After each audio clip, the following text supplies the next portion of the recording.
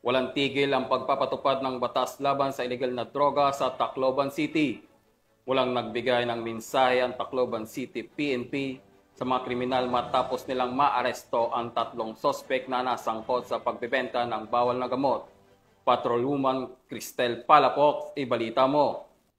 Ng operatiba ang 3 drug suspect sa kinasang bypass operation matapos mahuli sa barangay 1 and 4 Tacloban City. Bandang alas 2:07 ng madaling araw ng ikasang operasyon ng mga tauhan ng Tacloban City Police Station 2, Station Drug Enforcement Unit sa koordinasyon sa Philippine Drug Enforcement Agency 8. Nakumpiska sa mga suspek ang 7 pakete ng hininalang shabu na may tinatayang timbang na 14.9 na gramo na nagkakalaga ng 101,320 pesos at mga drug paraphernalia. Maharap ang mga suspek sa kasong paglabag sa Section 11, 12, 15 at 26 Article 2 ng RA 9165, a Comprehensive Dangerous Drugs Act of 2002. Ang matagumpay na operasyon ay bunga ng pagpapaigting ng Tacloban City PNP, katuwang ang iba pang ahensya ng gobyerno sa kampanya laban sa ilegal na droga upang matiyak ang kaayusan at kapayapaan sa nasasakupan.